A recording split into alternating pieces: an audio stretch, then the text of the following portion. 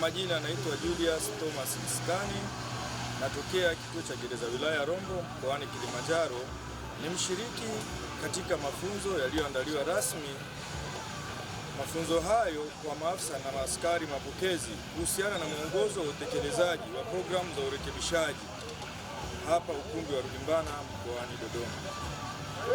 Katika mafunzo haya leo tumeweza kufundishwa mada mbili, na mada hizo zinatuelekeza namna gani katika kutimiza wajibu wetu kama afisa mapokezi ndani ya vituo vyetu, tukiwasanisha walio wote vituoni. Kama mshiriki, mafunzo haya nimeyapokea na yamekuwa ni chachu ya kuendeleza nia na utekelezaji kwa yale tunayoyafanya kituoni.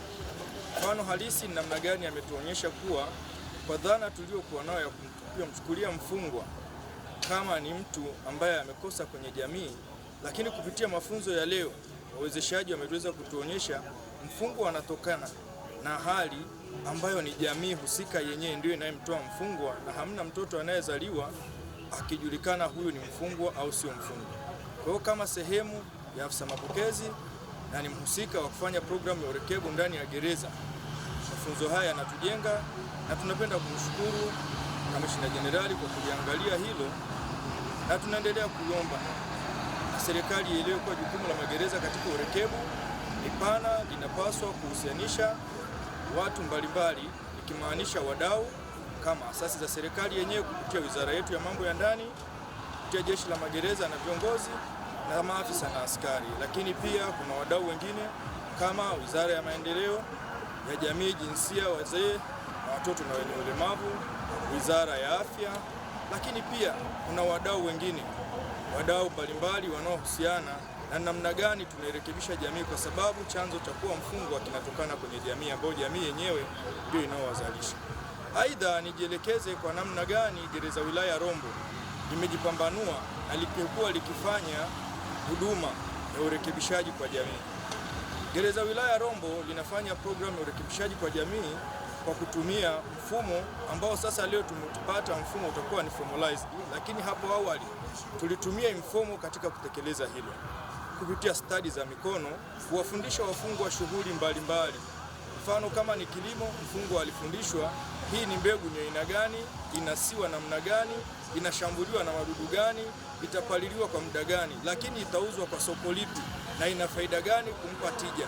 Lakini kwa wafungwa waliohudhuria magenge ya mifugo kama genge ng'ombe, mfungwa aliulizwa umuhimu wa ng'ombe, namna bora ya ufugaji wa ng'ombe, namna safi ya malisho na ni kitu gani aweze kuwa nacho, kwa sababu pale tuna ng'ombe. Kwa hiyo tunamwelekeza namna gani anaweza kuhudumia kulingana na ukubwa wa malisho yake.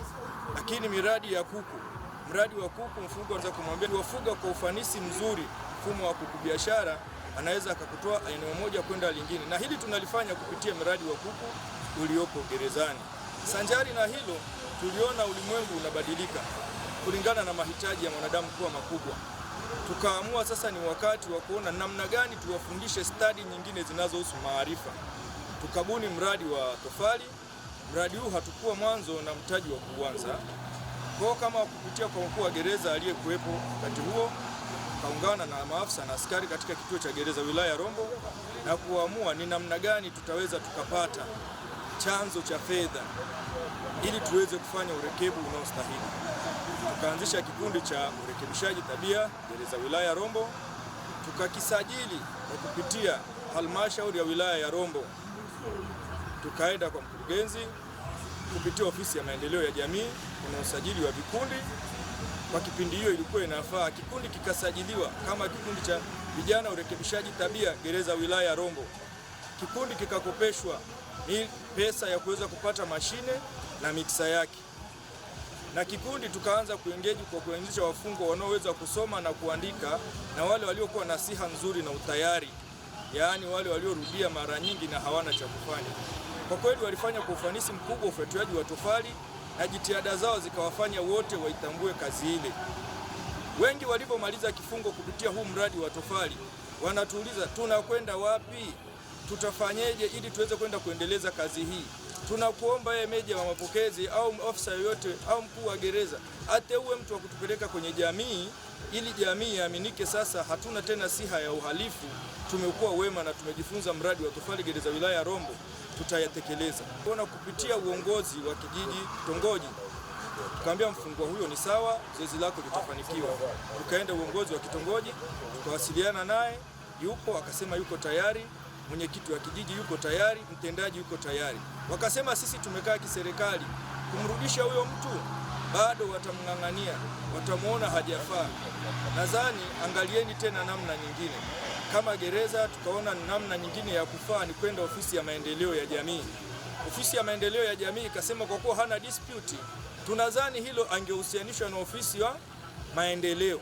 Tukapitia tena ofisi ya maendeleo ya jamii wilaya, tukakonsani kwa pamoja.